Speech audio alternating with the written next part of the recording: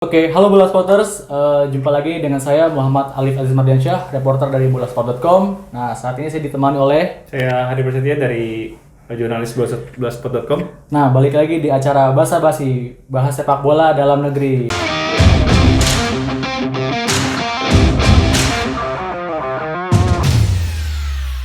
Nah, salah satu topik yang akan kita bahas kali ini nih Bola Spotters adalah mengenai nasib di beberapa pelatih yang berada di ujung tanduk nih, kursi panas di tim-tim Liga 1. Mengingat kemarin ada Persib Bandung ya, telah mendepak Roberto Alves, lalu menyusul ada Persik Kediri yang mendepak Javier Roca. Lalu ini ada rumor yang santer kuat, yaitu adalah Persis Solo, yaitu yang dinahkodai Jackson F. Tiago. Lalu ada Rans Nusantara FC dengan Rahmat Darmawan. Mengingat Persis Solo dan Rans Nusantara FC belum meraih hasil yang cukup positif ya Bang. Dengan Rans Nusantara FC berada di peringkat 16 dan Persis Solo berada di peringkat juru kunci ya, 18. Ya Bang. Kira-kira bagaimana nih Bang melihat fenomena tersebut? Akankah akankah Jackson F. Tiago dan Rahmat Darmawan mengikuti jejak Roberto Alves dan Javier Roca? Ya, kalau kita lihat perjalanan Jackson F. Tiago ini bersama Persis Solo sebenarnya udah cukup lama. Jackson ini sudah bersama Persis Solo sebelum Persis Solo ini naik kasta ke Liga 1. Artinya kan tim kepelatihannya sudah dipegang sama Jackson Tiago, apa sebenarnya Eko Purgianto yang akan menjadi pelatih kepala. Setelah lolos promosi ke Liga 1, ada pergantian pelatih. Jackson F. Tiago memimpin di sana. Jackson F. Tiago sebenarnya sudah tahu karakter pemain Persis Solo. Tapi perubahan komposisi pemain Persis Solo membuat Jackson F. Tiago harus mengulang lagi. Sepertinya kalau menurut saya, dan akhirnya coba di Piala Presiden. 4 pertandingan di Piala Presiden, hasilnya juga Persis Solo menjadi satu-satunya tim dari tuan rumah Bapunisan Group yang nggak berhasil lolos ke babak selanjutnya. Nah, dan ujian ini nyatanya terlihat di Liga 1 sampai pekan keempat ini ternyata Persis Solo masih belum meraih satu poin pun ya. Bahkan di bawah asuhan Jackson F. Tiago. Nah, di sini juga kesabaran supporter mungkin udah habis kalau menurut gua, dan mereka terus melakukan demo kepada maksudnya menekan manajemen agar pelatih asal Brazil ini dilepas. Nah, kabar terbarunya itu kalau nggak salah udah ada pertemuan dari hasil manajemen Persis Solo sama Jackson F. Tiago bersama dengan supporter yang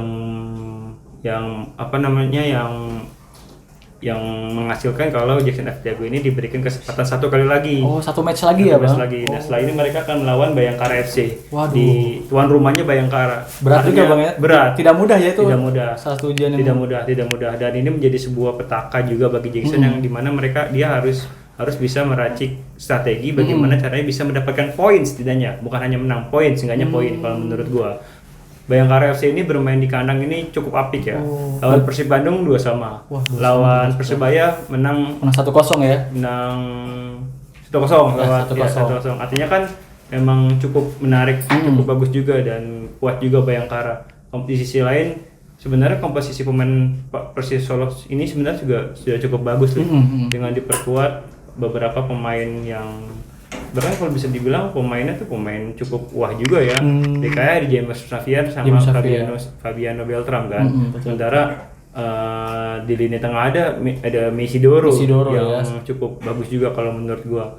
Hanya mungkin chemistry mereka belum menyatu karena kan tim mayoritas beberapa pemainnya juga pemain yang masih belum terlalu berpengalaman di Liga 1. Oh, kan? Masih debutan ya beberapa pemain asing. Ada si itu juga kan, pemain si Ryu namanya, pemain asal Jepang sama dulu bomber X dari Mitra Kukar yang sempat di JDT. Bekas JDT ya Bang ya? Iya. Oh iya betul. Nah, artinya kan kita melihat bagaimana Jackson F. Tiago ini meracik strategi yang lebih baik lagi supaya Laskar Samba Nyawa ini bisa mendapatkan poin ke depan gitu sih.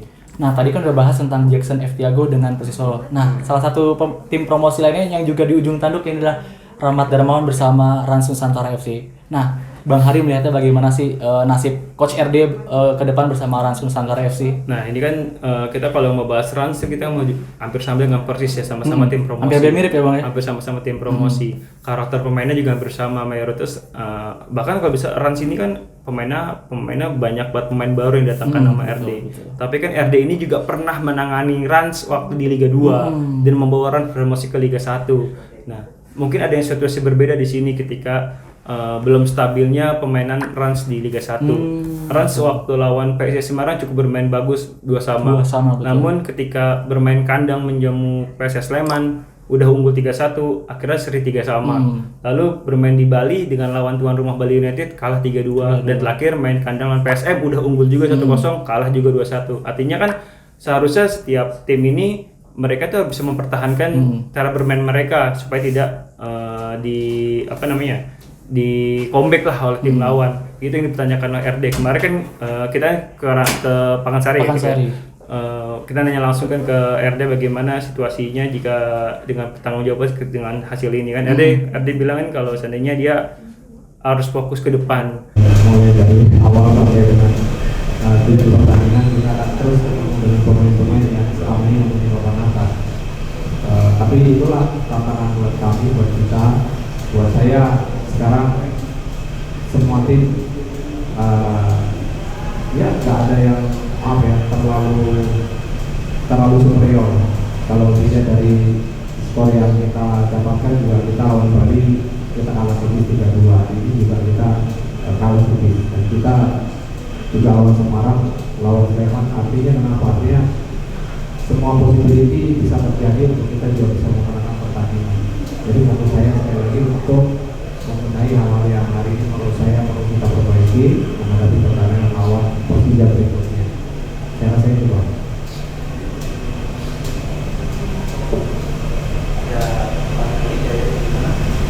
Assalamualaikum Bos. Pada besok untuk pastikan Salinas bisa main lawan Persija.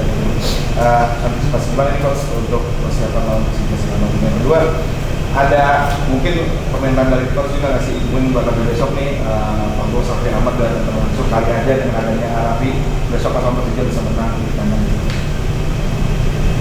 Ya, untuk hilangnya Salinas di pertandingan lawan Persija tentu kita menyiapkan, kita punya pemain ada Zamzani di situ. Tadi juga komposisi kita yang terakhir tadi ada Arthur, ada Madila sama Okajon yang juga masih bisa main, dan juga ada beberapa pemain lagi cadangan kita. Saya rasa kita nggak ada masalah, kita akan terus mempersiapkan tim dan pemain yang ada. Kemudian untuk Arabi ada atau tidak ada, buat kami akan membuat kami semangat, karena beliau selama ini juga selalu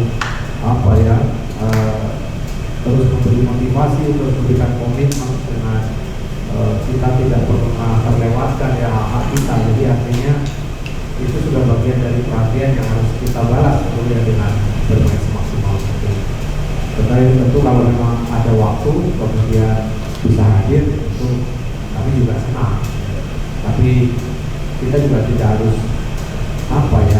memaksa ataupun punya keinginan itu, karena masing-masing punya job desk yang beda. Mungkin beliau cari uang untuk kita kan gitu ya. Jadi itu nggak bisa saya katakan kita bukan bukan tim manja lah yang mereka minta ini datang juga. Beliau punya komitmen dan kita juga harus membayar komitmen itu dengan semaksimal mungkin kita memberikan yang terbaik. Thank you Bang. Satu pertanyaan saya jadi Coach yang ada dari Bola Betul tadi pelatih KSM sebelumnya juga menanggapi dengan dari wasit positif menaikkan dari wasit hari ini bagaimana? Terima kasih. Ya, jujur kalau lihat rekaman tadi baru bermain pertama tadi waktu sebelum hujan tadi, coba lihat videonya. Harusnya kita satu gol dia keluar dari gawang dari garis 16 dia drop. Terus kedua, ini Bagas yang dari belakang real. Kalau itu mau bicara wasit itu final, tapi ya kita jujur selama ini hanya bisa diskusi mengenai wasit dan wasit. Tapi jujur ya, kita di pertandingan pertama kita tegak penalti ya, kita tak sama-sama tahu lah ya seperti apa itu ya. Terus kemudian sama di pertandingan yang kedua, sama di pertandingan kemarin ketiga, pemain saya ditarik sampai kaumnya lepas depan wasit melihat, tapi dia tidak memberikan respon. Tapi yang ini wasit memberikan respon kartu merah, apa kita protes enggak? Tapi harusnya juga dia memperlakukan hal yang sama terhadap pemain saya ketika diambil di kotak penalti. Dan dia harus sama memberikan keputusannya. Jadi salah PSM hari ini protes wasit menurut saya, karena dia jujur hari ini dibutuhkan. Putra sedikit. Nanti sedikit boleh tentang Mas Putz 2017 kompetisi pernah pakai wasit asing. Nah, kalau pribadi apakah perlu nggak kita pakai wasit asing lagi? Wah itu kalau memang itu harus dilakukan supaya ada persaingan, supaya ada motivasi baru lagi dari wasit kita. Kenapa tidak? Loh, buat saya tidak ada saya komplain mengenai apapun untuk kebaikan sepak bola kita. Bahkan kalau ada video asisten referee lebih bagus lagi. Saya udah tulis 2 tahun yang lalu saya bilang untuk kemajuan sepak bola kita. Oke, siap. Terima kasih coach. Kedepannya ini lawannya siapa? Ternyata Persija Jakarta. Wah, berat juga, Berat Bang, ya. juga. Waduh. Nah, walaupun bermain di kandangnya Rans, tapi kan basis supporternya Rans ini kan masih sedikit berbeda betul, sama betul. Persis Solo.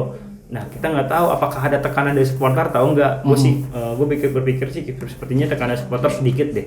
Buat berbeda sama Jackson F. Tiago ini yang dapat tekanan supporter dari Persis Solo. Persis Solo kan supporternya banyak, sementara Rans supporternya bisa bilang kurang terlalu banyak. tidak Iya. banyak, ya. Dan artinya kan yang selanjutnya adalah Persija Jakarta yang bisa dibilang tim mega bintang lah, Mega bintang. yang cukup wah ibaratnya.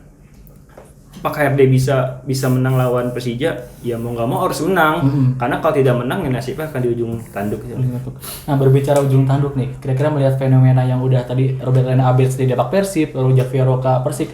Nah, kemungkinan mereka terdepak yaitu Rahmat Damawan dan Jackson, kira-kira bakal kemungkinan terjadi atau bagaimana, Bang? Abang melihatnya. Ya kalau bisa kemungkinan terjadi bisa lah. Bisa Tapi lah, ya. kan dua pelatih ini sebenarnya dua pelatih pengalaman di Indonesia. Dua pelatih yang benar-benar pernah merasakan gelar juara Juara. di klub di Indonesia kan.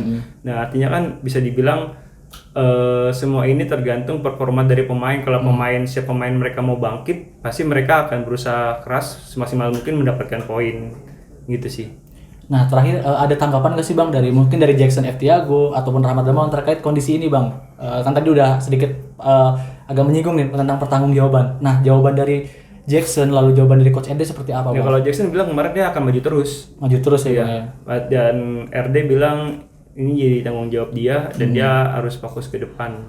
Yang jadi permasalahan ini sebenarnya pemain. Kalau menurut gua sih pelatih sebenarnya udah meracik dengan strategi yang bagus. Pemain juga harus berjuang semaksimal mungkin untuk mendapatkan poin di kandang lawan ataupun di kandang sendiri gitu. Oke, Bola Spotters. Mungkin cukup sekian ya, Bang, ya. Pembahasan kita mengenai nasib ujung tanduk yang mungkin cukup memanas ya di Persis Solo dan Rans Nusantara FC.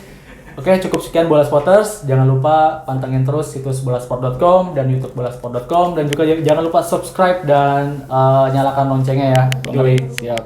Oke, cukup sekian Bang Ari. Kami pamit undur diri. Terima kasih yang sudah mantau terus. Sampai jumpa Bola Spotters. Terima kasih sudah menonton. Silakan subscribe, like, dan jangan lupa komen di bawah ya Bola Spotter.